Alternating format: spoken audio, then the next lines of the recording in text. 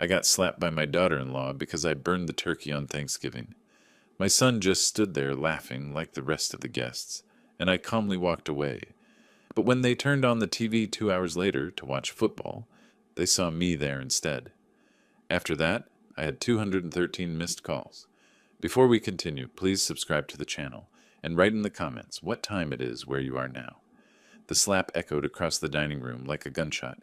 My cheek burned, not from pain, but from the 30 pairs of eyes watching me. Isadora's hand was still raised, her face twisted into something between rage and theatrical disgust.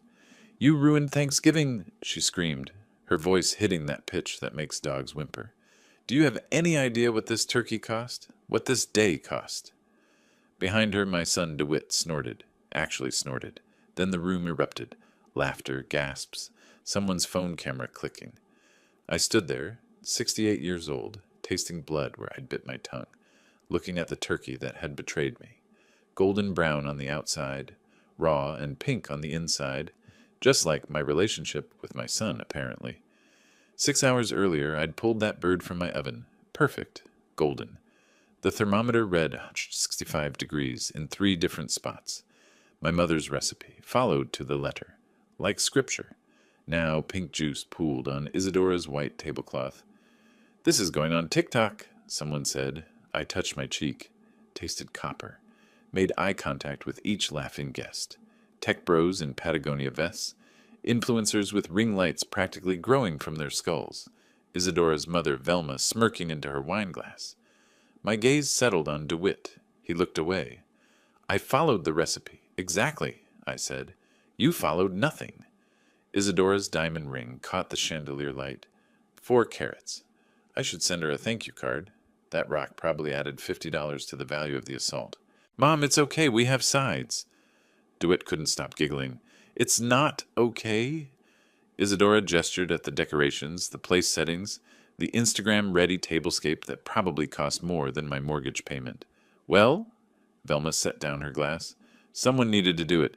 "Did she just—" a guest whispered. "I got it on video." I turned toward the kitchen. The crowd parted. Moses at the Red Sea, except everyone was filming instead of fleeing. "Dad, come on. Don't be so sensitive. It's just—" I stopped. Turned back. "Just what, son?" "It's just turkey. We can order pizza." More laughter rippled through his tech company colleagues. The room smelled like expensive candles and humiliation. I walked out. My 18 Accord sat in the circular driveway, boxed in by a Tesla and a BMW. I popped the trunk. My vintage Panasonic video camera sat there in its case, brought along to film family memories. The irony tasted better than Isadora's catered appetizers. I clicked it on, filmed the house exterior, panned to my reflection in the car window. My cheek was already swelling. The camera's red recording light blinked steadily. November 28th, 2024. Thanksgiving. I kept my voice level. Cost a turkey, $87. Cost of my son's respect, apparently less than that. The drive home took 30 minutes through Austin's Tarrytown neighborhood to my Hyde Park bungalow. Traffic was light. Everyone else was still eating, still laughing, still being family. My phone started buzzing around Lamar Boulevard. DeWitt. "Dad, where did you go?" DeWitt. "Dad?" DeWitt. She didn't mean it. I didn't respond, just drove. The city lights blurred past. Fancy restaurants, closed shops. The Austin skyline doing its best impression of somewhere important. At a red light, another text came through. Hosea.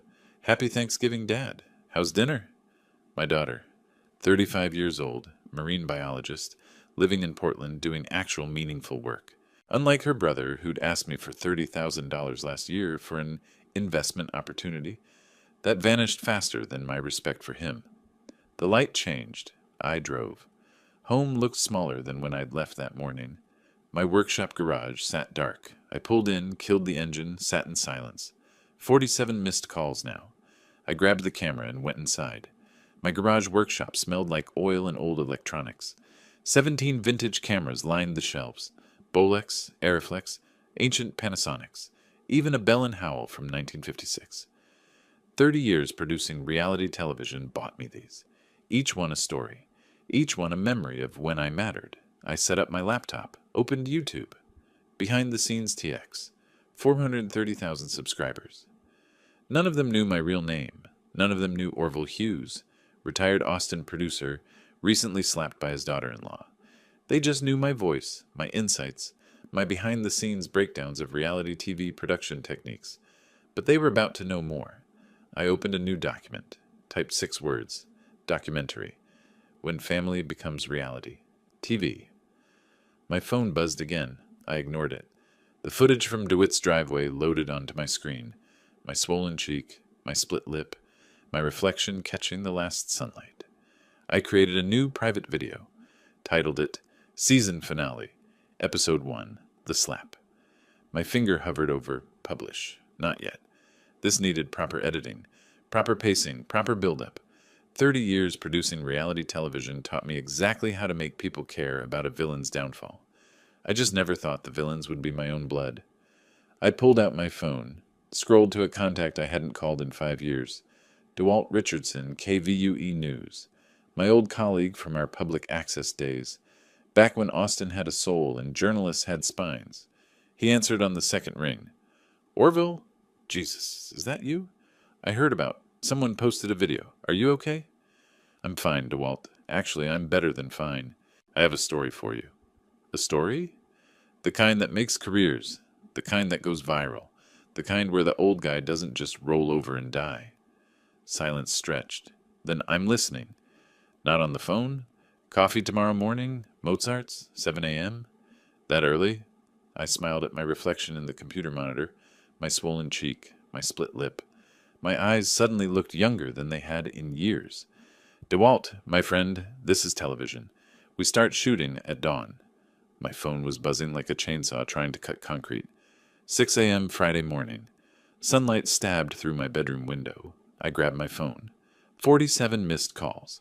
The first text was from Hosea with a link. I clicked it. TikTok. Boomer ruins Thanksgiving. 2.3 million views. The video started with DeWitt carving, pink juice running, cut to Isadora's face twisting into rage, cut to the slap. The sound design was actually impressive. Someone had amplified it. Cut to me standing there, blood on my lip. Cut to my silent walk through the kitchen. Comedy music underneath. The skull emoji bouncing in the corner. I watched it 3 times. The comments scrolled endlessly. This old man really thought he could cook? With 84,000 likes. The slap heard round the world? With 62,000. That son laughing is sending me with 91,000. I grabbed my legal pad, started taking notes. Who was visible?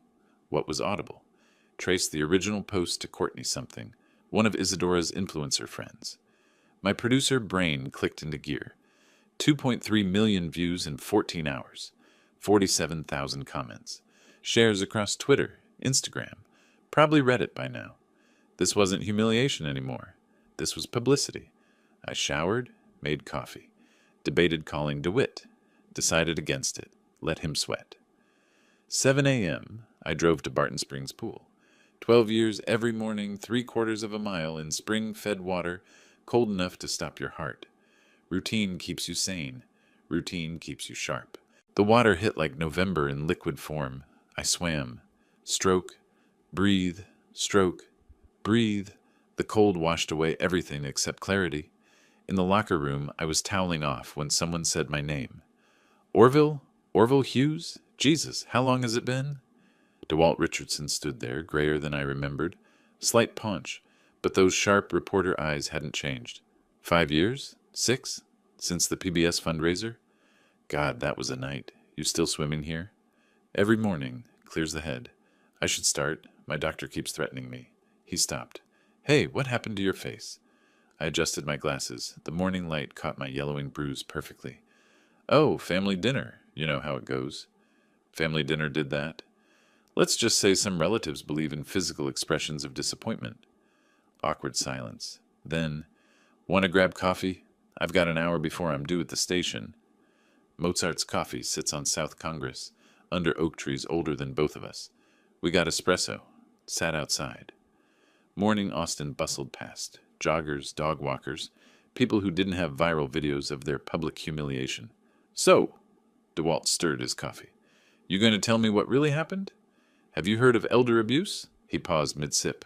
In a professional capacity, yeah. Why? Just curious. What if, hypothetically, an elderly person was assaulted by family members on camera, and those family members had been, say, manipulating him financially for years? Hypothetically, that would be a hell of a story. Hypothetically. Orville, are you telling me?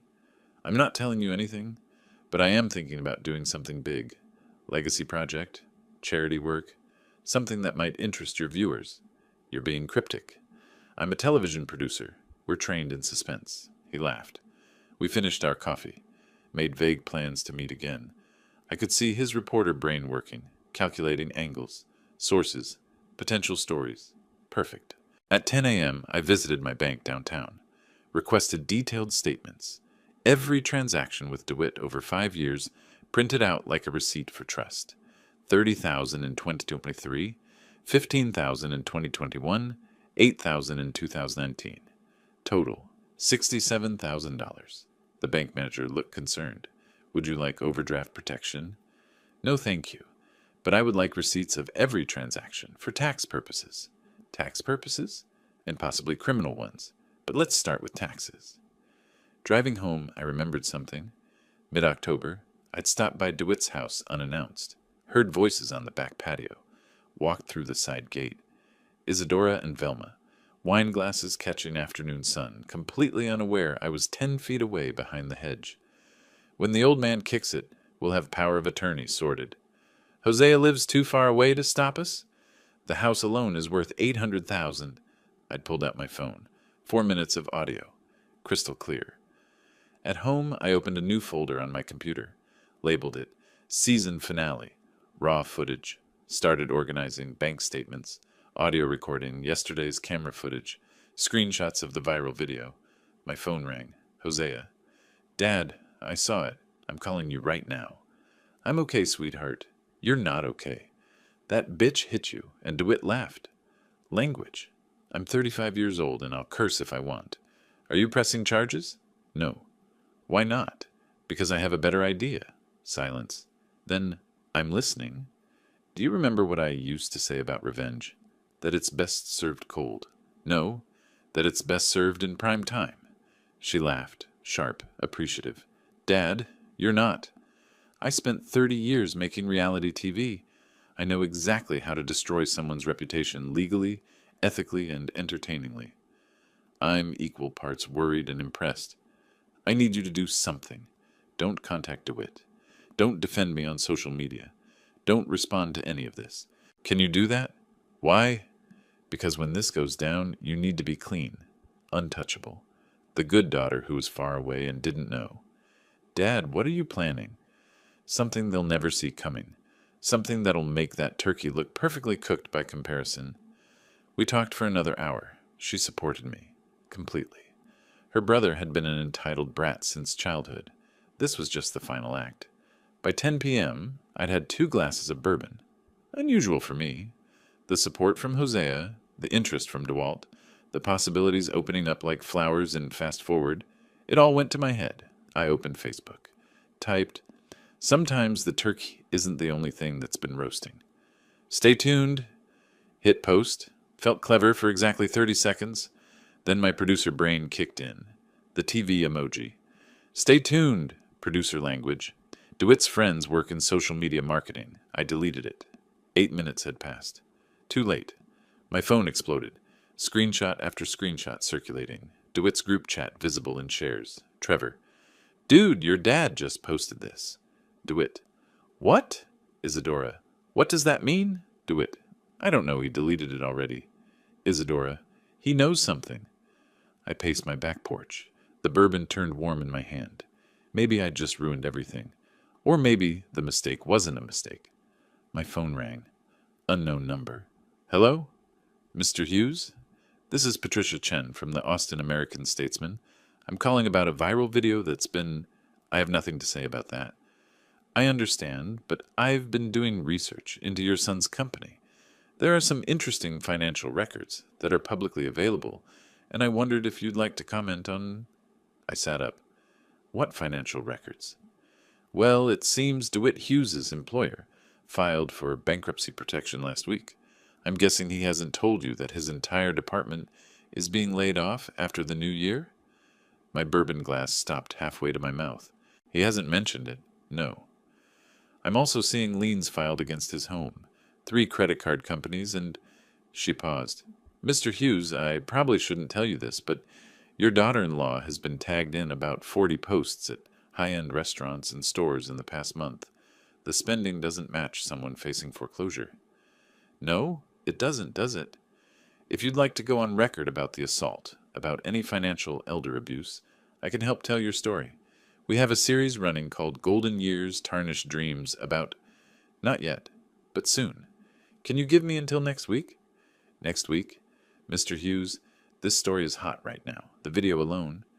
Next week I'll give you something better than a video. I'll give you a documentary, a full investigation, receipts, recordings, the works. But I need time to compile everything properly. Silence. Then, you recorded them? I'm a television producer, Miss Chen. I always keep B-roll. She laughed, sharp, appreciative. Okay, next week. But Orville, call me Patricia, and I want an exclusive. You'll get it. One condition. When this breaks, it breaks everywhere simultaneously. I want this trending on every platform by Friday. Which Friday? I looked at my calendar, counted days. December 20th, right before Christmas, when families are supposed to be together. Patricia's smile was audible. That's cold. No, that's justice. The cold part comes after. I hung up, opened a new note on my phone, typed timeline, then underneath, Day 1, Thanksgiving, the slap. Day 2, viral. Day 3, my phone buzzed, another Austin area code. Mr. Hughes, this is Beatrice Hoffman, attorney at law. I saw the video of your assault. I specialize in elder abuse cases. I'd like to offer my services pro bono. This is exactly the kind of case that changes laws. I stared at the message, then at DeWitt's panicked group chat still circulating, then at my reflection in the dark window. This wasn't revenge anymore. This was a production. I texted Beatrice. Coffee Monday morning, 8 a.m. Mozart's on South Congress. Bring contracts. Then DeWalt. Remember that hypothetical story we discussed? Not so hypothetical anymore. Can you have a camera crew available in 3 weeks? Then I opened my laptop, loaded the audio file from October, Isadora and Velma discussing my death like a business transaction, started editing. The mistake was posting that Facebook message. But the bigger mistake? That was theirs. Forever thinking I'd go quietly. Mozart's coffee at 6:45 a.m., Monday morning, same outdoor table, different purpose. I nursed black coffee, watching sunrise paint, Congress Avenue Orange. My phone showed 89 missed calls from DeWitt, 34 from Isadora, 12 from Velma. The viral video hit 4.7 million views. Someone made it into a Thanksgiving meme template. I wasn't watching anymore. The 3-page contract Beatrice emailed at midnight sat open on my iPad. Elder abuse case, pro bono representation. She arrived at 8 exactly.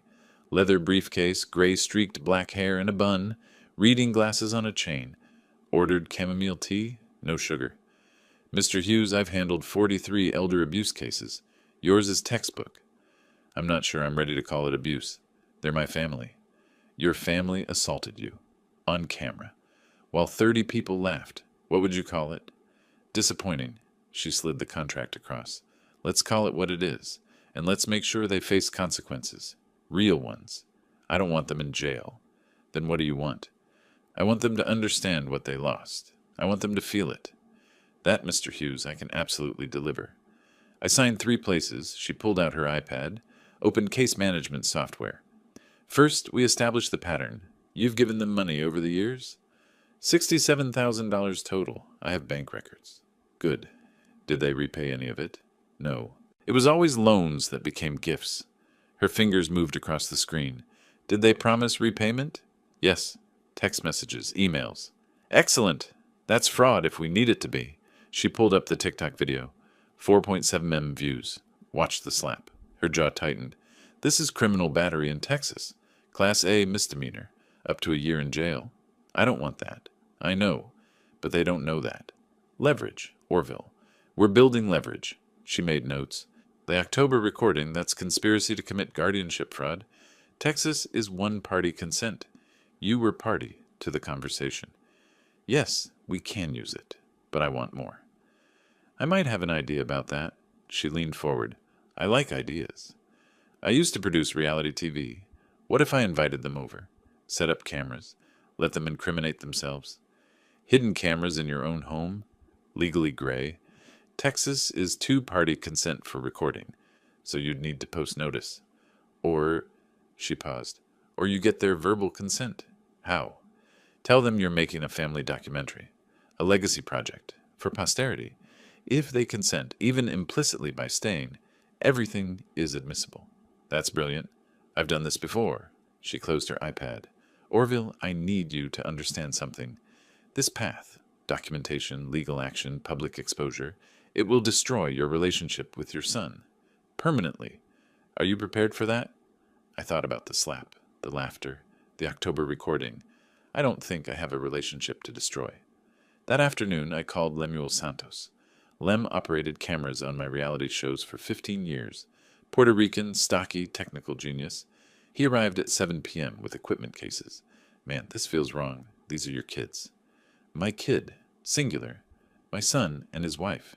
Still, hidden cameras in your own house? You remember that show we did? Cheaters Exposed? Yeah, but those were strangers. This is family. Exactly. Strangers I could forgive. Family? They knew better. Lem held up a smoke detector camera. This thing cost $400. You know what that means. What? Your son's betrayal better be worth at least $400 of footage. That's like 30 seconds of him being terrible? Knowing DeWitt, 20 seconds tops. He's efficient with his awfulness. We installed 5 cameras over 3 hours. Smoke detector in the living room. Air purifier in the kitchen. Vintage clock in the dining room. Picture frame bookshelf in the study. Thermostat housing in the hallway. All wireless, feeding to my laptop. This one's got night vision, Lem said, adjusting the smoke detector. Audio pickup radius of 20 feet. You'll catch everything. Good, because I'm tired of being the only one being watched. Wednesday evening, I texted DeWitt. Let's talk. Move past this. Dinner Wednesday at my place? He agreed immediately. Too immediately. They arrived at 7. The atmosphere was awkward, overly polite.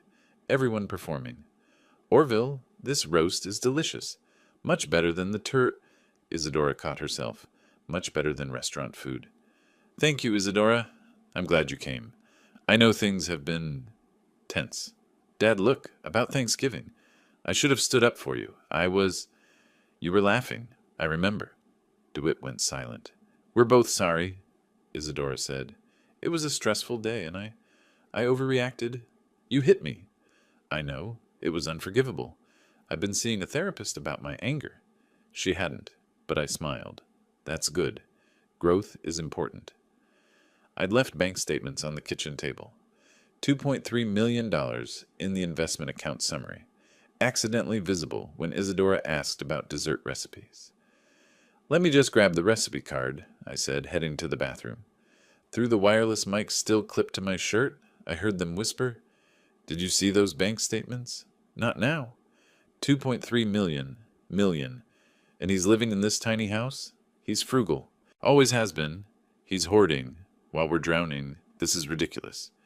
We need to talk to Marcus again, the lawyer, about the competency thing. Long pause. Yeah. Okay. I flushed the toilet, washed my hands. The microphone buzzed with electronic feedback. I walked back out. Dad, seriously, what is that sound? DeWitt's face showed suspicion. Is something wrong with your hearing aid? My heart jumped. Oh, yes. New one. Still adjusting the settings. The audiologist said there might be feedback. You never mentioned getting a hearing aid. You never asked how I was doing. DeWitt asks about you all the time, Isadora said. Does he? Because my phone log shows 1 call from him in the past 3 months. Before Thanksgiving. We've been busy. Of course, I understand. Would anyone like dessert? They left at 9:30, all smiles and promises to do this again soon. Lem came over at 10. We reviewed footage until past midnight, frame by frame, every whisper, every furtive glance, and then we got to the study. Wait, Lem said. Go back. What's he doing? I rewound. Watched DeWitt enter my study while Isadora kept me distracted, asking about dessert recipes. watched him open my desk drawer, pull out my will. My hands went cold. He read it quickly, professionally, like he'd been looking for it. Then he photographed every page. 6 pages. 6 photos. Methodical. Efficient. Then he texted someone. Lem enhanced the image, zoomed in on his phone screen reflected in the desk's glass surface. 50-50 split. We need to make sure Hosea doesn't contest. Who's he texting? Lem asked. DeWitt's thumb moved again. Once we get power of attorney, we can modify the will. He'll never know until it's too late. Response.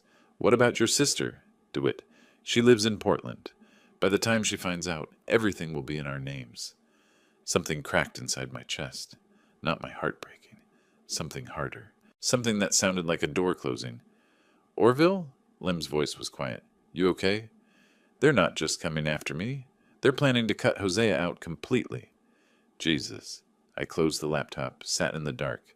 The dinner was Wednesday. Today is Thursday. They've had 24 hours to think they got away with it. What are you going to do? I pulled out my phone. Scrolled to Warren Hutchins, estate planning attorney, the best in Austin, the one who'd drawn up my current will. I'm going to give them exactly what they're planning to take, and then I'm going to watch them try to spend it. Lem frowned. I don't follow. You will. I hit dial. Warren answered on the third ring, voice groggy. Orville? It's midnight. What? Warren, I need to change my will. Tomorrow. Emergency session. Change it how? I smiled in the darkness, watching the paused image, my son photographing the document that detailed his inheritance. I'm leaving everything to charity. Every penny. Effective immediately. Silence. Then, Orville, that's extreme. Have you thought about... I've thought about nothing else. Can you do it or not? I can do it. But Orville, if you're doing this out of anger... I'm not angry, Warren. I'm awake. There's a difference. Tomorrow, 9 a.m., your office. I hung up. Lem stared at me. You're really going to disinherit your son? No. I'm going to make him think I disinherited him. Then I'm going to let him panic. Then I'm going to document every desperate, illegal thing he does trying to reverse it. That's cold, calculated, cruel. Lem shook his head slowly. I was going to say brilliant, also cold, but mostly brilliant. My phone buzzed. Text from DeWitt. Thanks for dinner, Dad. Meant a lot. Let's do it again soon. I showed Lem. We both stared. You going to respond? I typed, Anytime, son. Family is everything. Hit send. Turned off my phone. Tomorrow I would rewrite my will. Tomorrow I would set the trap. Tomorrow the documentary would truly begin. Lem stood to leave. Stopped at the door. You know what the scariest part is? What? You're smiling. I touched my face. He was right. Good television always has a twist in Act 2. What's the twist? I looked at the frozen image of DeWitt photographing my will, his face illuminated by his phone's glow, greedy and focused and completely unaware he was being filmed. The twist is that the villain doesn't know he's in a documentary. He thinks he's getting away with it. Until the credits roll. Warren Hutchins' law office sits on Congress Avenue downtown. Mahogany desk. Silver-haired attorney. 20 years of trust between us. Friday morning, 9 a.m. A brand new will lay between us. 7 pages. Not a single mention of DeWitt or Isadora. Everything, $2.3 million, going to the Dignity and Aging Foundation. Didn't exist yet. I'd create it. Sign here. Initial here. Warren slid the document across. And Orville, are you absolutely certain? Never been more certain of anything. I signed without hesitation. This is irrevocable, Orville. Once you sign, DeWitt gets nothing. That's the idea. He's your son, your only son. Was, past tense. The man who hit me for a raw turkey isn't my son anymore. She hit you. DeWitt just laughed. He did worse. He stood there and let it happen. In my world, that's called complicity. Warren sighed. I've done estate law for 38 years. You know what I've learned? Money destroys more families than disease. Then it's already destroyed mine. I'm just making it official. Warren processed the will with formal precision, notarized it, sealed it, filed it, explained that in Texas a new will automatically supersedes the old one. I took notes. This decoy would stay visible. In my car, on my desk at home. The real will stayed in my safety deposit box at Wells Fargo. That afternoon, I met Jerry, Pauline, and Vincent at Ironworks BBQ on Red River Street, 3 TV producers I'd worked with in the 2000s. Over brisket and shiner, I pitched them a hypothetical reality show. Elderly father, greedy adult children, hidden cameras, financial manipulation. So in your show concept, the dad just takes it, gets slapped and walks away? Jerry asked. No. He's patient. He documents everything, builds a case. For what? Lawsuit? Pauline leaned forward. For justice. Public, undeniable, devastating justice.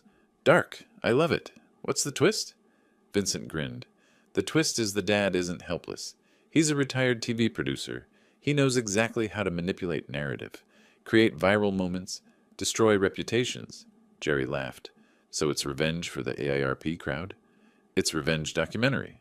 There's a difference. Would anyone watch this? Pauline asked. 4.7 million people watched a video of me getting slapped. Yes, people would watch. Vincent stopped mid-bite. Wait, that was you? That turkey video? I smiled. What turkey video? They loved it. Every beat, every angle. I took mental notes on their reactions. What shocked them, what engaged them, what was too far. Testing my narrative. That weekend I dove into research. DeWitt gave me online banking access in 2023 when I needed help understanding my new account. He never revoked it. I logged in. Exported everything. The numbers were devastating. 67K credit card debt. 3 cards maxed. 25K, 9K, 8K. Mortgage payment 60 days late. Yet Isadora's Instagram showed designer purchases from last week. I organized 1,047 transactions in a spreadsheet, highlighted every transfer from me to DeWitt in yellow, 30K 2023, 15K 2021, 12K 2020, 8K 2019, 2K 2018. Total $67,000. Then I found it. December 3rd, Isadora's Instagram post, taking care of important family business, geotagged, Greenfield Law Offices. I Googled the attorney, Marcus Greenfield, specializes in conservatorships and guardianships for elderly clients. They were building a case to declare me incompetent. Friday evening, I called Hosea. Dad, I got your email, the bank records. Jesus, DeWitt owes $67,000? That we know of. Credit cards he hasn't told me about, possibly. And he's been asking you for money while maxing out his cards? Yes. And Isadora's been buying Gucci bags. I want to kill them. Get in line. But Hosea, I need you to do something harder than killing them. What? Nothing. I need you to do absolutely nothing. Don't call DeWitt. Don't defend me online. Don't engage. Why? Because when this goes public, and it will, you need to be innocent. You need to be the daughter who was far away, who didn't know, who couldn't stop it. Dad, that sounds like I'm planning something big. Yes, I am. Pause. I don't need his half of the inheritance. You know that, right? I know. That's why you're getting it. Sunday morning, DeWitt dropped by unannounced. Hey, Dad. Sorry to drop by. Our trimmer broke. No problem. It's in the garage. Help yourself. He walked to the garage, passing my car. The decoy will sat on the passenger seat. Window down.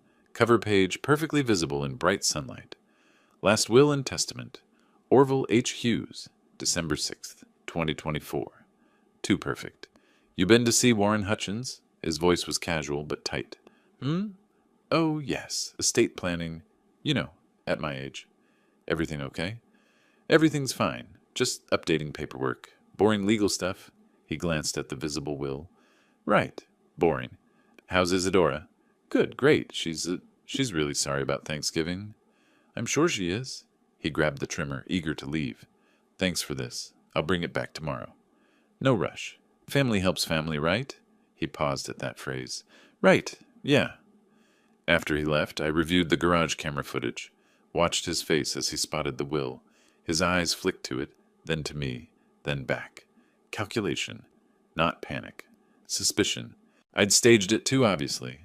The window perfectly positioned, the document perfectly angled. It looked staged. DeWitt saw through it. That night, I sat alone in my living room. Evidence covered my coffee table. Bank statements, screenshots, audio files. I pulled up old photos on my phone. DeWitt's graduation from UT Austin in 2010. Computer science degree. I'd been so proud.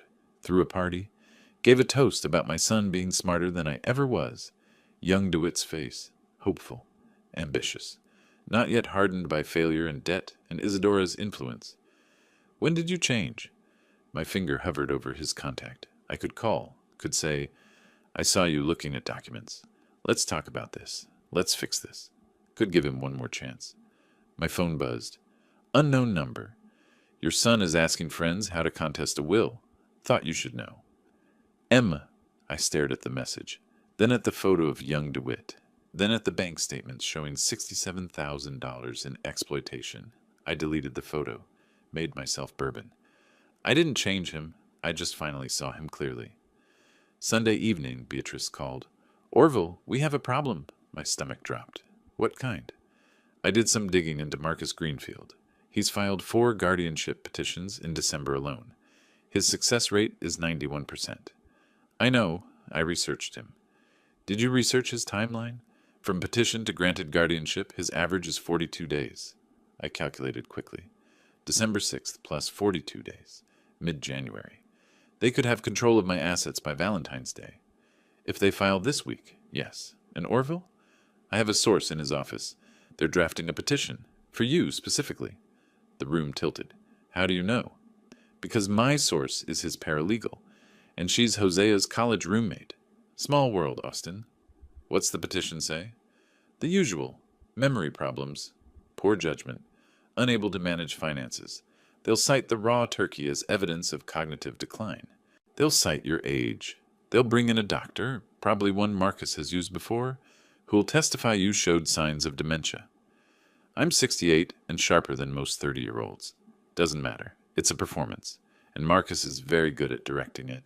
I almost laughed. So we're in a race. My documentary versus their legal fiction. Yes. And Orville? They're faster. Courts move quickly on elder conservatorships. Public opinion moves slowly. Then I need to move the timeline up. How far up? I pulled up my calendar. December 20th for the press conference. December 23rd for the viral launch. Christmas Day for the family confrontation. Too slow. If they filed this week, they'd have a court date by Christmas. I need to go public now, this week. That's too soon. You don't have enough. I have a viral assault video. I have audio of them plotting. I have bank records showing financial exploitation. I have their law office visits documented. How much more do I need? Silence. Then, a smoking gun. Something undeniable.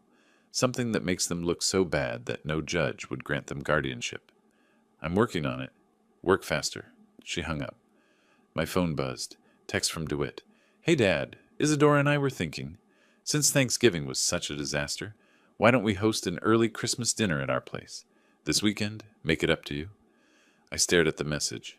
Read it 3 times.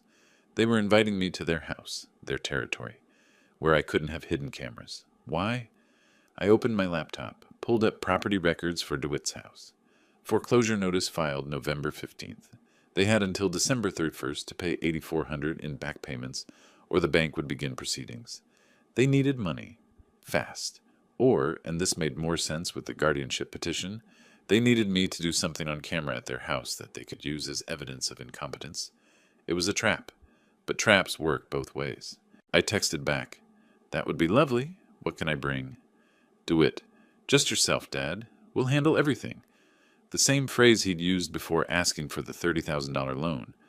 I opened a new text. To Lem. Can you make a camera small enough to fit in my watch? I need it by Saturday. Lem. James Bond style. Me. Better. Reality TV style. They'll never see it coming. Lem. One spy watch. Coming up. This is getting fun. Me. For you, maybe. For them? I looked at the calendar. December 14th. 8 days away. 8 days to prepare. 8 days to get them to destroy themselves on camera in their own home. I called Beatrice back. I've got your smoking gun. What is it? Dinner and a show. Orville, They invited me to their house. December 14th. They're going to try to get evidence of my incompetence. Probably have me sign something. And you're going to walk into that? I'm going to run into it. With cameras they'll never see. And I'm going to let them hang themselves. Long pause. You're either brilliant or insane? I produced reality TV for 30 years. I'm definitely both. What do you need from me? A notary. Someone who can come to their house and verify that any document they try to make me sign is done under duress. I might know someone. And Beatrice? Whatever happens at that dinner, I need you to file a preemptive motion the next day. Something that blocks their guardianship petition before it goes to court. On what grounds? On the grounds that the plaintiff is about to be exposed for elder abuse, financial exploitation, and conspiracy to commit fraud. The video evidence will be attached. The evidence you don't have yet. The evidence I will have by December 15th. I hung up and pulled out my notebook. Season finale. Crossed out December 20th, press conference. Wrote December 14th, dinner at DeWitt's, climax. Then underneath, December 15th, everything goes public. Act 2 was ending. Act 3 was about to begin. And this time, the villain wouldn't see the cameras until it was far, far too late. KVUE News Studios, Saturday, December 28th, 1:47 p.m. The green room smelled like stale coffee and nerves. DeWalt paced beside me, wireless mic pack clipped to his belt, going over the plan for the third time. You're sure about this? I adjusted my tie, the same one from my retirement party in 2019. Checked my reflection. The bruise had faded to yellow, but stage makeup brought it back. Angry, fresh, perfect. More sure than I've been about anything. My phone showed 2 texts from DeWitt. Dad, where are you? And we're about to start the game. Wish you were here. Cowboys pregame coverage. They'd be settling in right about now. Beer, nachos, living room, KVUE on for sports commentary. I silenced my phone. A production assistant knocked. Mr. Hughes, we're ready for you. I stood, smoothed my jacket. DeWalt whispered, This is going to be one hell of a broadcast. He had no idea. The studio lights hit hot and bright. Camera 1, camera 2. The teleprompter I wouldn't need. I'd memorized every word. DeWalt settled into his anchor chair, signaled the director. 3, 2, 1. Today we have Orville Hughes, a 30-year veteran of television production who's making an extraordinary announcement. I began calmly. Talked about elderly dignity, family responsibility, then pivoted. I'm creating the Dignity and Aging Foundation with my entire life savings, $2.3 million, because I've experienced firsthand what happens when families fail their elders.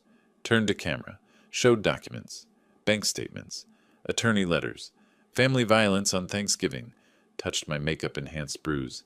30 witnesses. Someone filmed it. I'm sure you've seen it. My voice never wavered. That's what made it devastating. The calmness, the clarity. No hysteria. Just facts delivered like weather reports. 7 minutes. That's all it took. I hope my family's watching. I hope they understand that dignity has a price, and sometimes that price is everything. Cut to commercial. DeWalt exhaled. Jesus, Orville. How was it? Devastating. Absolutely devastating. Perfect. 15 miles away, DeWitt and Isadora's living room. They'd just turned on KVUE. 2:15 p.m. Pre-game coverage, except... That's your father, Isadora said. DeWitt, that's your father. On TV. DeWitt's beer stopped halfway to his mouth. What is he? On screen, I mentioned my life savings. $2.3 million. To charity. His entire what? Isadora's voice hit that pitch. DeWitt, did he say? Shut up. Let me listen. But she couldn't shut up, watching her future evaporate on live television. Family violence, I said on screen. He's talking about me.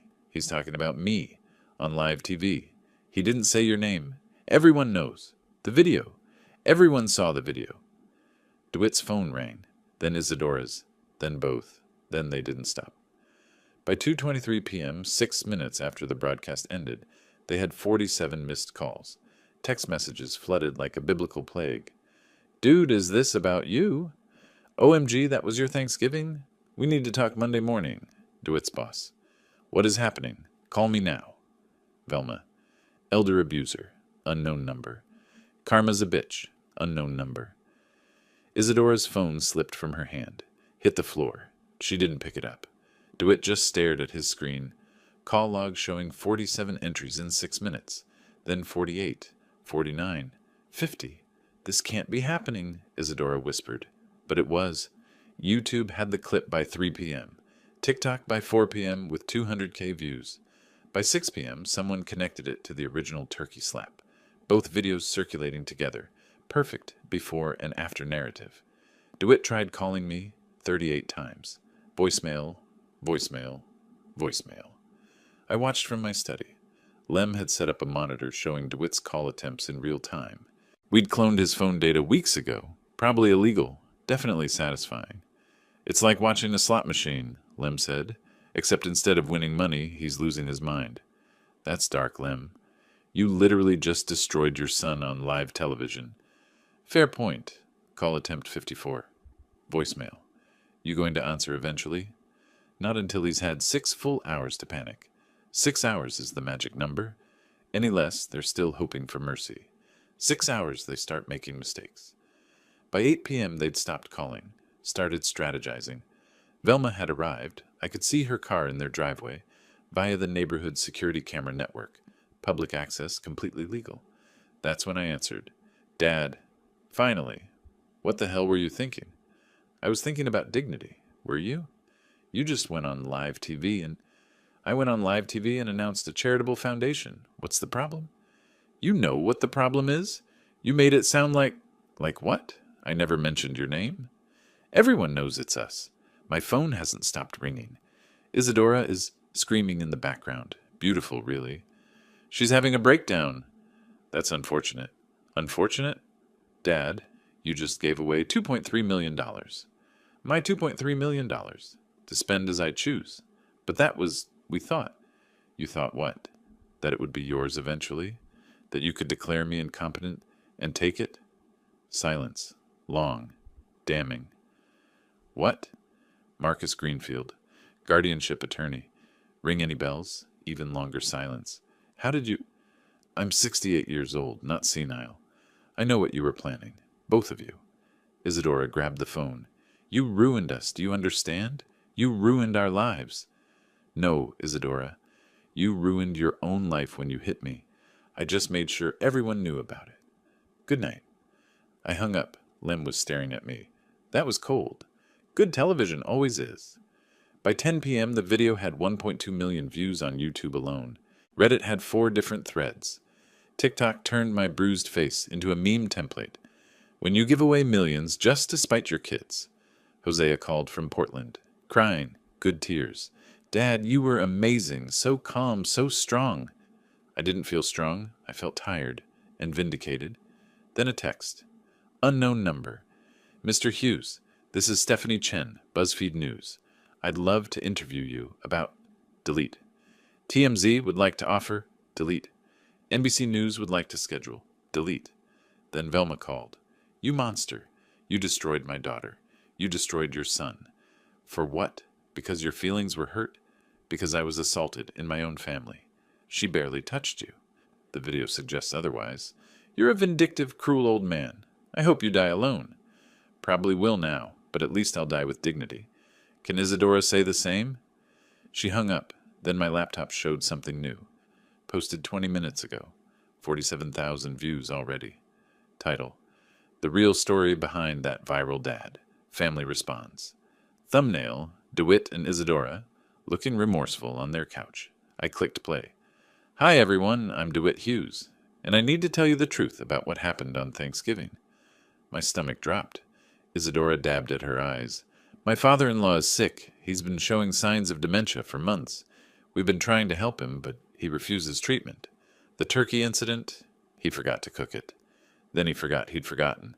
And when we tried to gently tell him, he became violent. Complete lie. Provable lie. But a good lie. DeWitt. The video everyone saw. It's been edited. What you didn't see was my father throwing dishes, shouting, scaring the kids at dinner. My wife was trying to calm him down when he lunged at her. She defended herself. There were no kids at dinner. I didn't throw anything. But it was strategic. Effective. Isadora. We love him. We're trying to get him help. But instead of accepting help, he's lashing out. Giving away his life savings to hurt us. It's elder self-abuse, and it breaks our hearts. The video ended with a plea. If you know someone suffering from dementia, please help them get treatment. Comments rolled in. Oh wow, This changes everything. The old man does seem confused. Those kids look genuinely hurt. I sat back, hands shaking slightly. They'd counterattacked. Faster than I expected. Smarter than I expected. My phone rang. Beatrice, please tell me you're seeing this. I'm seeing it. This is bad, Orville. They just flipped the narrative. You're not the victim anymore. You're the confused elderly man who needs help. I know. Do you have proof? Real proof? I thought about the dinner footage. Isadora photographing my bank statements. DeWitt rifling through my desk. Their whispered conversations. I have proof, but I was saving it. For what? For the perfect moment. Orville, there is no perfect moment anymore. They just changed the game. You release your evidence now, or you lose the war. I looked at their video, at the sympathetic comments multiplying, at my carefully planned timeline falling apart. Monday morning, I said, 9 a.m., press conference. But this time we don't just tell them what happened. We show them. Show them what? Everything. Sunday morning. I hadn't slept. My study looked like a war room. Coffee cups everywhere. Laptop showing Lem's rough cut of the evidence. 10 minutes and 43 seconds. Devastating footage. Isadora photographing my bank statements. DeWitt rifling through my desk. Their whispered conversations about my money. The October recording of them discussing my death like a business transaction. But DeWitt and Isadora's response video had 340,000 views now. Comments turning sympathetic. Proof doesn't matter if no one believes it. I texted Beatrice. Mozart's, 8 a.m.? Her response, already there. Bring the footage. By Sunday afternoon, the combined story hit 8.1 million views across platforms, but split 4.7 m on my side, 3.4 m on theirs. Reddit was divided. Twitter was a battlefield.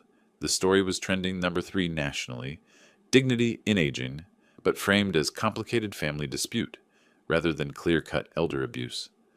Monday morning, 9:17 a.m. DeWitt's phone rang, his boss.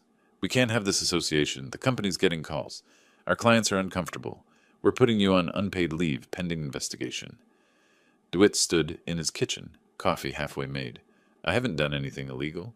You're a PR liability. This is about optics. 4 minutes. That's how long it took to end his career. He hung up. Told Isadora, I just lost my job. She was reading emails. I just lost my income too. 3 sponsors. Gone. We no longer feel your personal brand aligns with our values. They stared at each other. Rent due in 3 days. Mortgage 90 days late. Maybe $3,000 in checking. Their phones had become instruments of torture. Every buzz another bad news notification. At 11 a.m., my second press conference aired. This time, not just me talking. Video evidence. Cameras watching Isadora photograph documents. Audio playing their whispered conversations. Did you see those bank statements? 2.3 million? We need to talk to Marcus again about the competency thing. DeWalt asked the necessary question. And you recorded this? How? Security cameras in my own home, which I'm legally entitled to have. But did they know they were being recorded? I hesitated. Just a second. No. That hesitation would haunt me. An hour later, Marcus Greenfield was on TV. This is textbook illegal surveillance. Texas requires 2-party consent for recording private conversations. Mr. Hughes violated that. More concerning, this appears to be a vindictive elderly man manufacturing evidence to justify his own financial decisions. The narrative pivoted. Not, what did the recordings catch, but were the recordings legal? Media segments featured legal experts debating recording consent. My methods overshadowed my message. I'd given them the wrong story to focus on. Tuesday night, reading comments.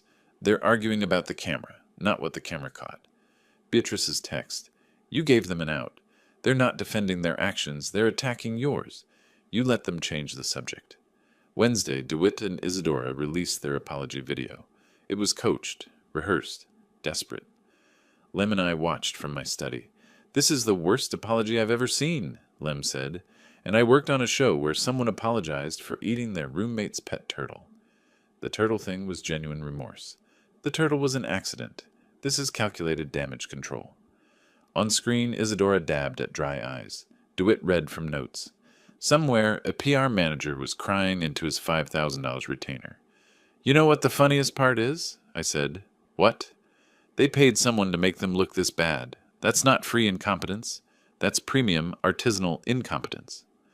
By Thursday evening, the video had 240K views, 91% dislike ratio. The comments were merciless.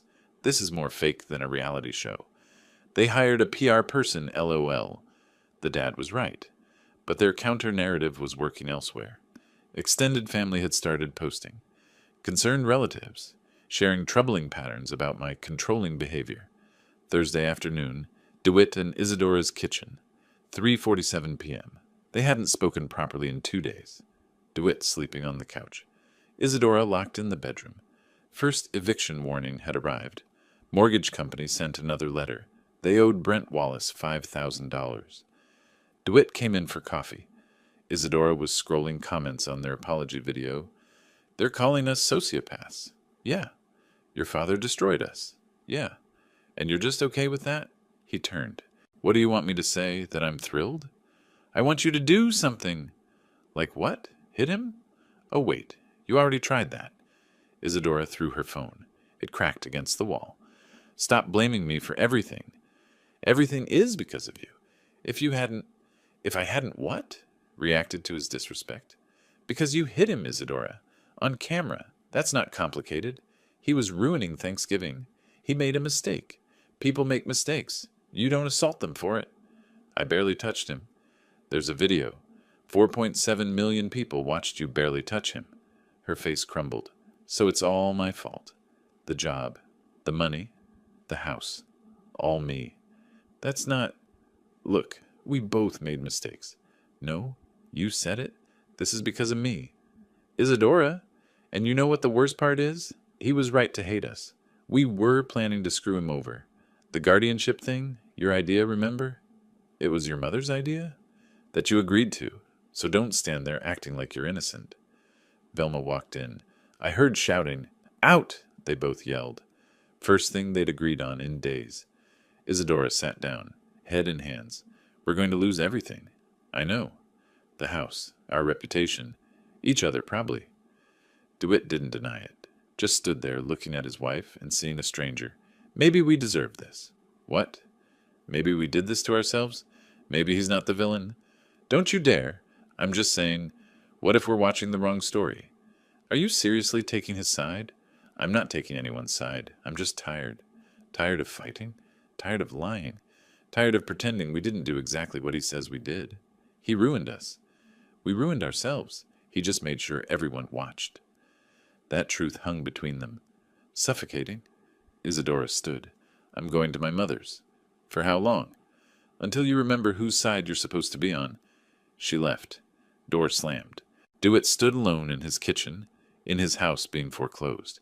And for the first time since Thanksgiving, he let himself think. My father was right. Friday evening, I sat in my study, going through damage assessment. Good news. 11.4 million combined views. Foundation website had 340K visits. Guardianship petition stalled indefinitely. Bad news, half the coverage was about my recording methods. Marcus Greenfield had filed a civil suit. Some experts said I might face criminal charges. I was winning, but it felt messy. Incomplete. My phone rang. Unknown Austin number. Mr. Hughes, Detective Sarah Pacheco, Austin Police Department. I'm calling about the recordings you presented. We've received a complaint alleging illegal surveillance. I need you to come down Monday morning. Am I being charged? Not yet. But we need to investigate. Bring your attorney. I called Beatrice immediately. Marcus filed a complaint this afternoon, she said. He's bearing you in process. So I won, but I also lost. Welcome to real life. It's not as clean as TV. After she hung up, I opened my laptop, checked news cycles, social media. Then I saw it. New video. Posted 40 minutes ago. Extended Family Speaks. The truth about Orville Hughes. Thumbnail, Velma, Isadora's aunt. DeWitt's cousin, some friend. Velma in a lawyer's office. Orville Hughes is not the victim he pretends to be. For years he's been controlling, manipulative, emotionally abusive. Complete lies, delivered convincingly. Comments were sympathetic. Wait, so there's a history? The old man does seem obsessed. Maybe everyone's the villain here. Yeah, I closed the laptop. I'd won the battle. Money protected, guardianship blocked, their lives in ruins. But I hadn't won the war. My phone buzzed. Beatrice, did you see the family video? Me, yes. Beatrice, we need to respond. They're building evidence that you're the abuser. Me, how? Beatrice, the same way you've been responding, with proof. Me, I'm running out of moves. Beatrice, then we make new ones. We're in endgame now. Next steps have to be perfect. One new email. Subject, your foundation. Major donor interested. I opened it. Mr. Hughes, my name is Patricia Nguyen. I'm a producer for 60 Minutes. We'd like to do a feature segment on your foundation and your family situation. Full editorial control would remain with us, but we'd like to tell your complete story. Would you be interested? I stared at the email. 60 Minutes. National television, 20 million viewers. Legacy media, the kind that actually changes narratives. I typed, when can we meet? Hit send. My phone rang immediately. Beatrice, tell me you didn't just agree to 60 Minutes without consulting me. How did you? She CC'd me. Orville, this is huge. This is national. If you do this interview, there's no taking it back. I know. They'll interview everyone. This becomes the definitive record. I know. And if you mess it up, you lose everything. Then I won't mess it up. Silence. Then, you want this. More than anything. Why? I thought about the slap, the laughter, my son photographing my will, 30 years producing reality television. I spent 3 decades showing the world other people's family drama. Maybe it's time they saw mine. That's not a good reason. It's the only reason I have. Long sigh. Okay. Monday police station. Monday afternoon we prep for 60 Minutes. But Orville? After this, we're done. This is the finale. We tell the story. We let America decide. We move on. Deal? Deal. I mean it. Last act. I looked around my study. Evidence files. Viral screenshots. Documentation of betrayal and destruction. Last act, I agreed. But as I hung up, I thought, in television, the last act is always the most dramatic. And I'd been producing television for 30 years.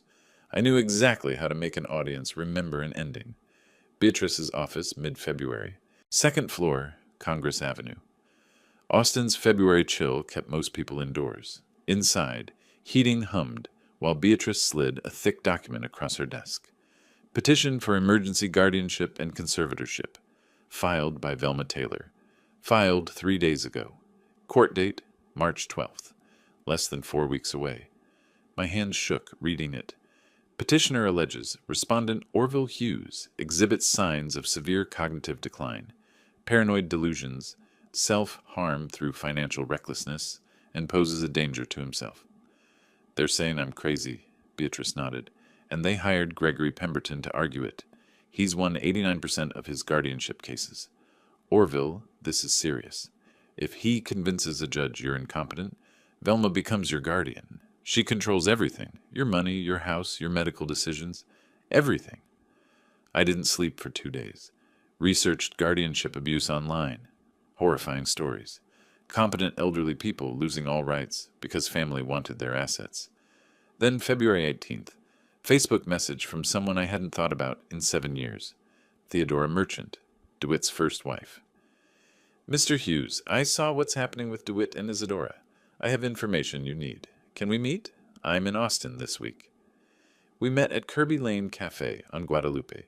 Theodora was 42 now. Professional hospital administration. She brought a folder. I should have said something years ago. But I was trying to move on. Trying not to be bitter. The folder contained financial records from DeWitt's first marriage. Hidden income. Secret credit cards. Emails between DeWitt and Isadora from 2015. They were having an affair while he was still married, planning their upgrade, and texts from October 2024. Once we have control of his accounts, I'll file for divorce.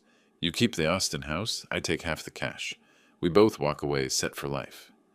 DeWitt's response, won't he contest it? Isadora, he'll be too senile to know. That's the beauty of the guardianship. I sat there reading this, feeling physically ill. Why are you giving me this? Theodora looked me in the eye. Because DeWitt did the same thing to me he's doing to you. Used me until I was no longer useful. I got out with nothing. Signed a terrible divorce agreement because he said we'd stay friends for the family. Then he married Isadora 6 months later. I'm done being quiet about who he really is. He doesn't know about Isadora's plan? Not a clue. She's playing him like he played us. There's almost poetry in that. There's justice in it, and I want to help you get yours. I scheduled a comprehensive cognitive evaluation at DIL Medical School. Full battery, memory, reasoning, executive function, mini mental state examination. Dr. Kimura reviewed my results 3 days later. Mr. Hughes, I'm going to be direct. Your cognitive function is exceptional for your age. Top 15th percentile. Top 15th? Memory, reasoning, verbal fluency, all well above average. You scored 30 out of 30 on the MMSE. Perfect. I see no indication whatsoever of dementia, cognitive decline, or impairment. Can you put that in writing? I'll have a formal report ready tomorrow. But Mr. Hughes, why are you taking this test? My daughter-in-law's mother is trying to have me declared incompetent. Dr. Kimura paused. Based on what I'm seeing here, that's not just wrong. That's actionable. Meanwhile, 60 Minutes wanted to film everything, including the court hearing. Patricia Nguyen argued it was public interest, elder rights issue. Beatrice warned it could backfire if I appeared agitated on camera. But I agreed. If they want to call me crazy on TV, let them. But it'll be on 60 Minutes, not TikTok. Austin split down the middle. Central Market's bulletin board had dueling flyers. Support elder dignity versus family privacy matters. The subreddit debated endlessly. Next door became a battlefield. Mrs. Henderson stopped me at my mailbox. Orville, I never liked that daughter-in-law. Always loud. Always bragging. Well, and your son, quiet boy, thought he had sense. My grandson saw the video, he's 19, said it's not very cash money. I don't know what that means, but it sounded bad. I nodded seriously. Very not cash money. Pemberton's deposition came next week. He was aggressive, confident. Mr. Hughes, you gave away your entire life savings. Can you explain the rationale?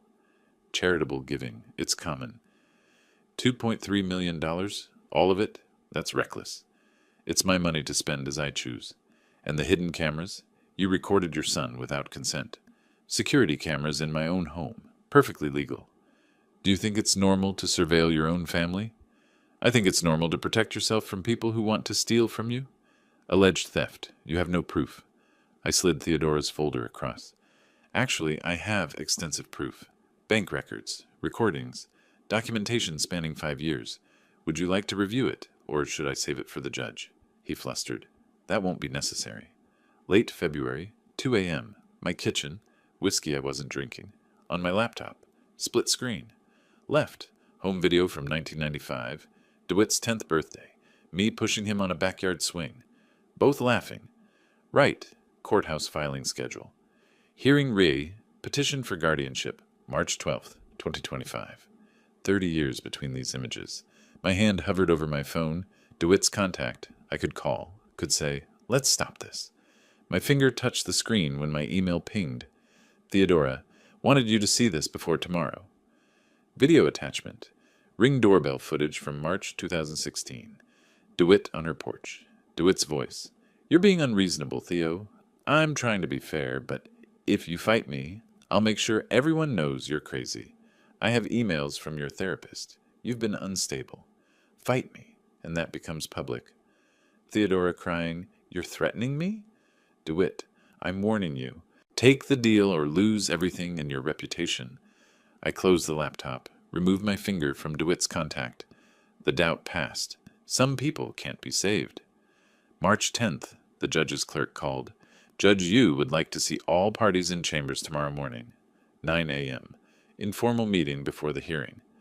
That night, couldn't sleep. At 2 a.m., my phone buzzed. Unknown number.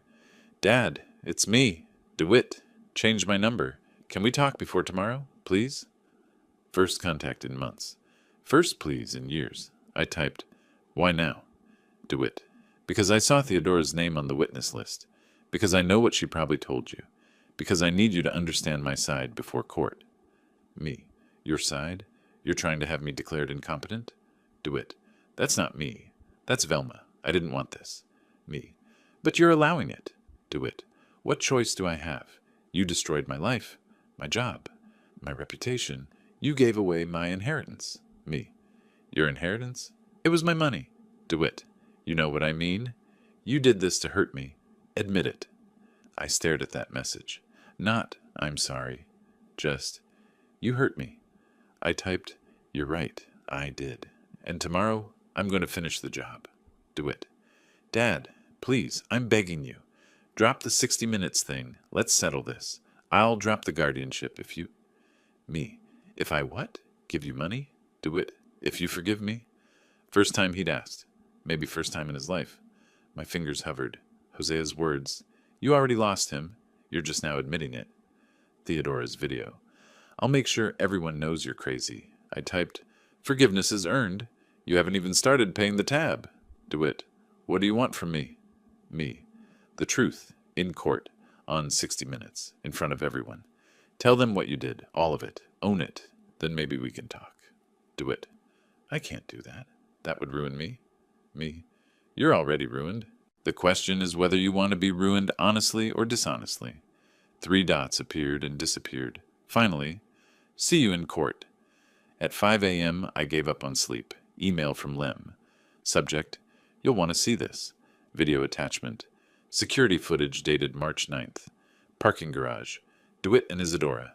She's yelling, gesturing. He's slumped, defeated. Then she shoves him. Hard. He stumbles. She drives away. DeWitt sits against the car, head in hands, shoulders shaking. Lem called. After she left, he sat there 20 minutes, then punched his own car. 3 times. Dented the door. I watched my son destroyed, alone, violent with despair. This was winning. Theodora texted, ready for tomorrow? Me. As ready as I'll ever be. Theodora. I'm bringing everything. He's going to hate me. Me. He already hates us both. Theodora. Then we might as well give him a good reason. March 11th, 8:47 a.m. Outside Judge Yu's chambers. 4th floor, Travis County Courthouse. Wooden bench. Beatrice reviewing notes beside me. Across the hallway, Pemberton, Velma, and, surprisingly, both DeWitt and Isadora, sitting 3 feet apart, not looking at each other. DeWitt's suit wrinkled. Isadora's makeup couldn't hide the bags. The bailiff opened the door. Judge Yu will see you now. Inside, Judge Marianne Yu sat at her desk, reading glasses perched. No robe, just a blazer. Before we waste taxpayer money, she said without preamble, I want to understand if there's settlement possibility. Because I've reviewed both sides' evidence, and frankly, Mr. Pemberton, your petition is thin. I'm inclined to dismiss, but I'll hear you out. Pemberton cleared his throat. I interrupted. Your Honor, with respect, I'd like them to hear something first. The door opened. Theodora walked in. DeWitt's face went white. What is she? Beatrice cut him off. Theodora Merchant, Mr. Hughes's former daughter-in-law, has relevant testimony. Judge Yu leaned forward. Miss Merchant, you were married to DeWitt Hughes from 2008 to 2016? Yes, Your Honor. You're here voluntarily? Completely. Because I've watched DeWitt do to his father exactly what he did to me. Theo, don't. Mr. Hughes, you'll have your turn. Judge Yu's voice was ice. Continue. Theodora slid the folder across. DeWitt systematically hid income during our marriage. Maintained secret credit cards. When I discovered it, he convinced me I was being paranoid. When I wanted a fair divorce, he threatened to tell everyone I was mentally unstable unless I signed his settlement. Pemberton, Your Honor, this is character assassination. No, Mr. Pemberton, this is pattern evidence. Continue, Ms. Merchant. These are financial records from our marriage, and these, she pointed to texts, are messages between DeWitt and Isadora from October, planning to divorce after securing Orville's inheritance. DeWitt didn't know about Isadora's plan. She was going to take half and leave him. DeWitt turned to Isadora. Tell her she's lying.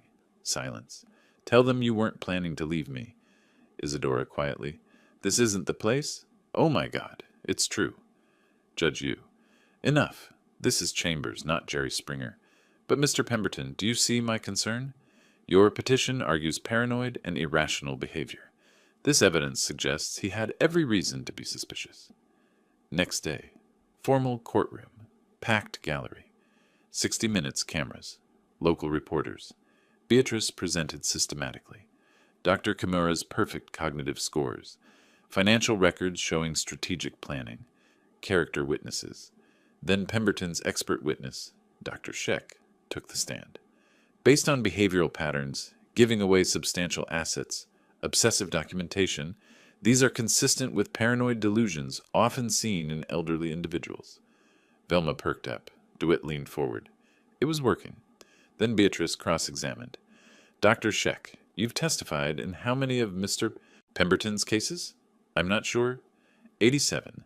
And in how many did you find the respondent competent? Pause. That's not 3. That's a 96.5% incompetency finding rate. Would you say you're unbiased?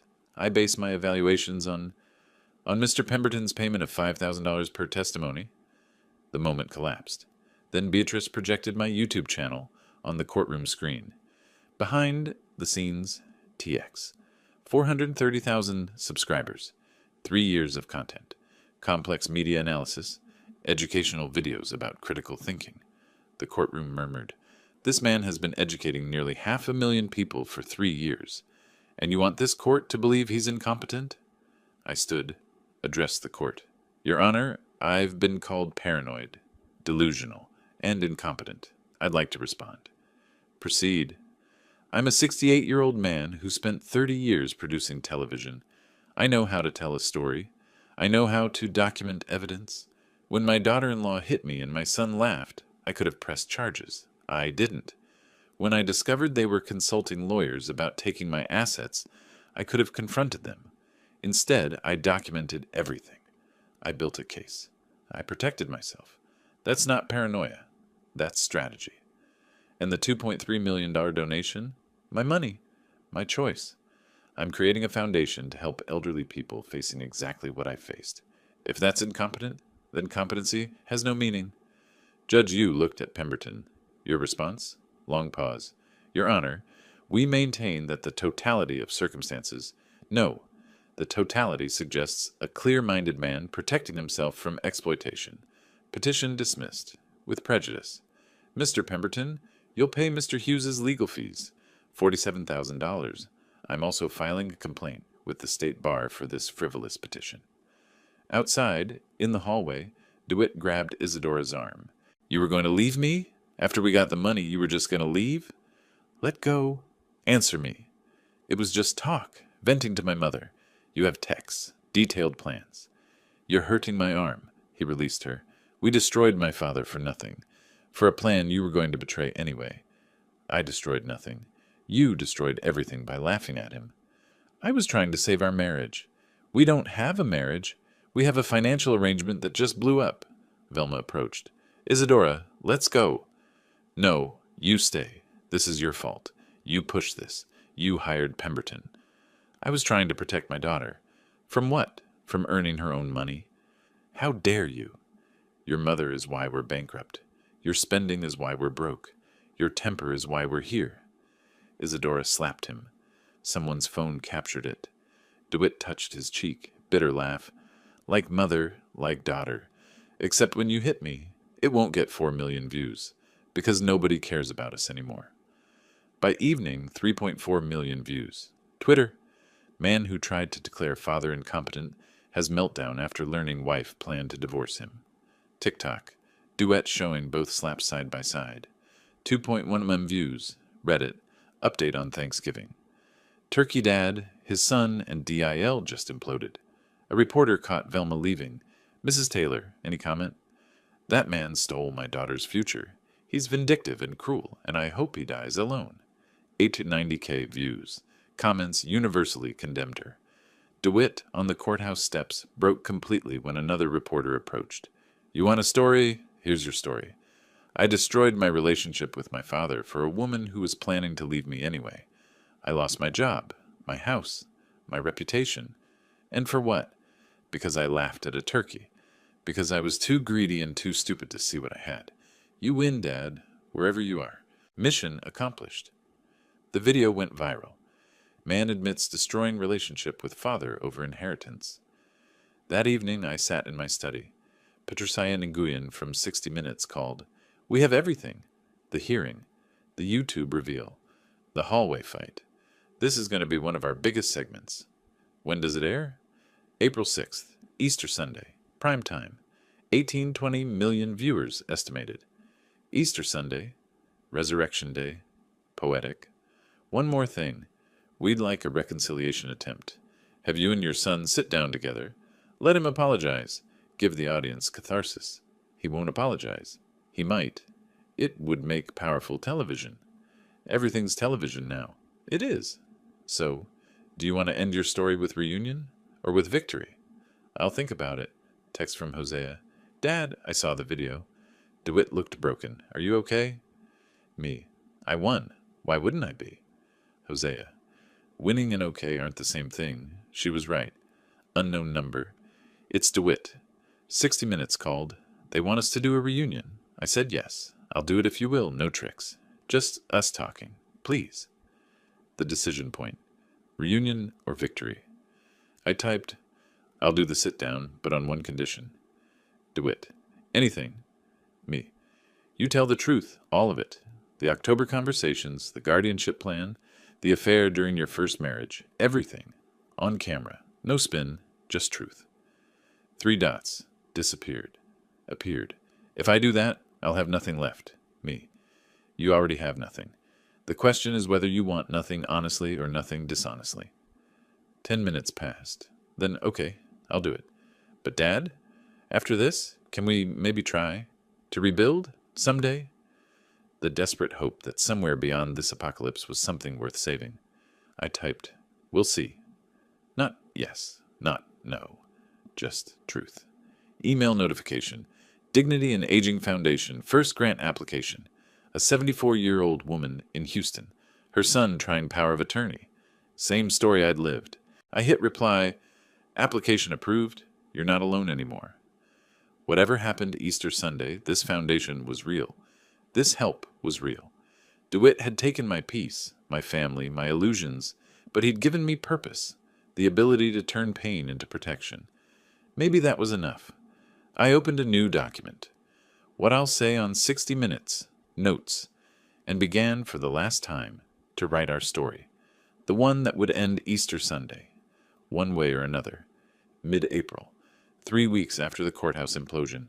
The 60 Minutes episode aired Easter Sunday to 19.2 million viewers. My interview, the courtroom footage, the hallway meltdown, everything. But the reconciliation segment never happened. DeWitt backed out 2 days before filming. I can't confess everything on national TV. I'm sorry. His absence was more damning than his presence could have been. Now it's late April. Austin's spring heat arriving early. I sat on my back porch with morning coffee, checking foundation emails. 47 new applications this week. My phone rang. DeWitt, first call in 2 weeks. Dad, can I come over face to face? Not on camera, just us. I looked at my coffee, at the morning light through my oak tree. When? Today. Now, please. He arrived at 3 p.m. in a 2012 Honda Civic. The BMW was repossessed. Walked up my driveway slowly, like approaching something dangerous. I met him at the door, shook his hand, formally. Business meeting, not reunion. We sat on the back porch, 2 mismatched chairs across a small table, 2 glasses of iced tea between us. Afternoon sun slanting through honeysuckle lattice, creating prison bar shadows across both our faces.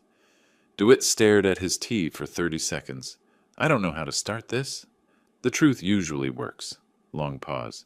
I was a terrible son, not just at Thanksgiving. Years before. I looked at you and saw money, solutions to my problems. When you wouldn't just give it to me, I resented you. When did it start? What? When did you stop seeing me as your father and start seeing me as a bank? He thought. 2019, the startup. When you gave me $85,000 and it failed and I didn't feel grateful. I felt entitled to more, like you owed me success. And Isadora? Made it worse. Or maybe I wanted her to. Easier to be greedy when someone's encouraging it. I pulled out a small notebook, started taking notes. He noticed. You're documenting this? Always. His face showed understanding. Trust was gone. I lost everything, Dad. My job, my house, my wife, everything. I know. You did this on purpose. You planned it. Yes. Was it worth it? Destroying your son? I paused. You destroyed yourself. I just made sure everyone watched. He started crying. Real tears, not performance. I know. I did. I wish I could go back. To before. To when I was 10 and you pushed me on the swing and everything was simple. We can't go back. Can we go forward? I don't know. We sat in silence, his ice melting, his shoulders shaking. Is there any path back? Any way I can earn your trust again? Honestly, I don't think so. Not ever. Trust isn't like a house fire. You can't rebuild it from ash. We had trust. You burned it. Now we have acknowledgement. Maybe that's enough. Acknowledgement? I acknowledge you're my son. I acknowledge you're sorry. I acknowledge you're trying. But I don't trust you. And I probably never will again. Quiet? That's fair? Is it? Because it doesn't feel fair. It feels sad. Can I ask you something? Yes. Are you happy, now that you've won? Long pause. No. He reached into his pocket, pulled out an envelope, set it on the table. What's this? $400. I'm working part-time at Best Buy. It's not much, but I wanted to start paying you back for the $67,000. I looked at the envelope. At that rate, 14 years. Keep it. I don't want your money. I never did. I wanted respect. You can't pay that back with Best Buy wages. His face crumbled. He took the envelope back, and I saw the moment he understood. He'd lost something he could never buy back. He stood to leave. You asked if we can go forward. Here's my answer. I will not actively hurt you anymore. I won't sabotage your job prospects. I won't turn Hosea against you. But I also won't pretend we're okay. We're not okay. We may never be okay. You're my son. That's biology. But you're not my family. Not anymore. Family requires trust. We don't have that. Maybe someday we'll have peaceful coexistence. But forgiveness? Don't wait for that. He left without another word. 1 week later, Isadora requested a meeting. Against my better judgment, I agreed. Same porch. Different energy. Orville, I want to start by saying I'm deeply sorry for... Stop. I'm trying to apologize. You're trying to perform an apology. There's a difference. You've practiced this. Probably with a therapist. Hit the right notes. But you're not sorry, Isadora. You're strategic. That's not fair. What do you want? She dropped the act. I want you to tell the judge I'm not a monster. The divorce settlement. DeWitt's trying to paint me as abusive. I need character witnesses. You want me to lie for you. I want you to be fair. Fair? You want fair? I stood. Leave. Now. Don't come back. You're not welcome in my home. And if you contact me again, I'll file a restraining order. You're as vindictive as they say. No, I'm done. There's a difference. After she left, I watched through the window. She sat in her car for 5 full minutes, hands on steering wheel, not moving, just sitting with whatever thoughts people have when they realize they've become exactly who they didn't want to be. That night, I called Hosea. How did it go? He apologized, really apologized. And I don't know what to do with it. Do you believe him? Yes. But sorry doesn't undo it. Sorry is just acknowledgement. Dad, can I say something you won't like? Always. Maybe acknowledgement is enough. Maybe you don't need to forgive him. Maybe you just let him exist on the periphery instead of completely exiled. Why would I do that? Because you're 68. He's 39. You've got maybe 20 years. He's got 40.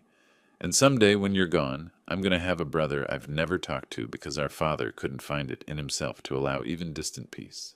Long silence. That's manipulative. I learned from the best. I'm saying you don't have to forgive. But maybe you can coexist. Birthday texts. Annual coffee. Something that's not love, but isn't complete destruction either. I'll think about it. After we hung up, I sat alone on my porch, picked up my phone, scrolled to photos from 2010, DeWitt's graduation, young, hopeful, unmarried. My thumb hovered over delete.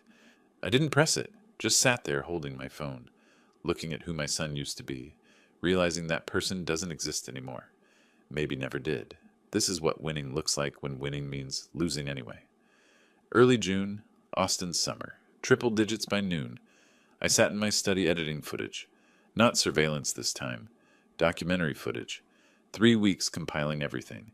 Thanksgiving video. Press conferences, courtroom proceedings. Creating my final episode. 45 minutes explaining, without editorializing, what happened. Just facts. Timeline. Evidence. Title. When Family Becomes Reality TV. My phone rang. DeWitt. Dad, I got a job. Junior developer at a startup. $52,000, but it's legitimate work. I wanted you to know.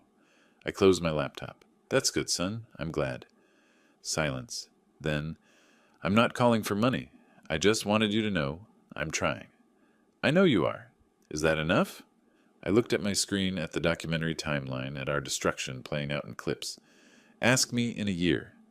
June 15th, I posted the documentary. Within a week, 2.1 million views. The comments, 15,000 the first day. Most supportive, some critical. I read them all, responded to none. DeWitt emailed after watching. I watched it, all 45 minutes. You didn't editorialize. You just showed what happened. That's somehow worse. I see it now. What I became. I waited 3 days to respond. Seeing it is the first step. What you do with that site determines everything else. Late June, Central Market. I turned a corner in produce. DeWitt coming the other direction, almost collision. Dad? DeWitt? I didn't know you shopped here. 20 years. Always have. Silence. Shoppers navigating around us. Your documentary has 2.1 million views. I know. The comments are brutal, but fair. I looked at my son. Gray hair spreading, weight loss, cheaper clothes, a man rebuilding from rubble. Are you doing okay? His eyes watered. That's the first time you've asked me that in 2 years. It's the first time I've meant it. I'm surviving. Therapy twice a week, SLAA meetings, SLAA, Sex and Love Addicts Anonymous. Turns out my relationship with people is as broken as my relationship with money. I almost smiled. I'm proud of you. Immediately wished I hadn't. Too much hope. His whole face changed. You are? For trying. For acknowledging. That's more than most people do. Is it enough? For what? For us. I adjusted my cart. There is no us? Not like before? But maybe there's parallel existence. You over there, me over here, occasionally intersecting in produce aisles. He laughed. Wet, emotional, breaking in the middle. I'll take it. At checkout, the cashier recognized me. You're that YouTube guy. My grandma loves you. She sent your foundation money. Tell her thank you. Your son's an idiot. But I read he's trying. Maybe that counts for something. I bagged my groceries. Maybe it does. By July, the Dignity and Aging Foundation had helped 23 people. I visited 3 personally. Saw my own story in their faces. Ruth, 74, hugged me at coffee. You saved my life. The foundation helped with legal fees. No, you gave me permission to fight back. Did it help you? Fighting back? Honestly, I don't know. Me neither. But at least we won. That's worth something. July 4th, Independence Day deliberately chosen, I posted my final video. Closing credits. 5 minutes. My face on camera. This is my last video about my family situation. I've told the story. You've formed your opinions. Now it's time to move forward. The foundation continues. My life continues. My family, whatever form it takes, continues. Thank you for listening. And remember, dignity isn't given. It's protected. Sometimes fiercely. 4.3 million views. I didn't check. Late July morning, Barton Springs Pool. I stood at the edge with my vintage Panasonic camera, the same one from Thanksgiving, filming sunrise over water. Last shot for a documentary addendum. I spoke to camera. Forgive? Possibly. Forget? Never. Trust? They lost that forever. But coexist? I'm trying. Turned off the camera, set it on my towel, dove into 68-degree water, gasping like every morning. Swam. Thought. Surfaced. On the pool deck, my phone buzzed. Text from DeWitt. Good morning, Dad. I stared at it. Floated in cold water, sun warming my face. Passed behind me, future uncertain. Eventually swam to the edge. Picked up my phone, typed, Good morning. Sent it. Put phone away, swam another lap. That afternoon, my phone rang. Unknown Texas number.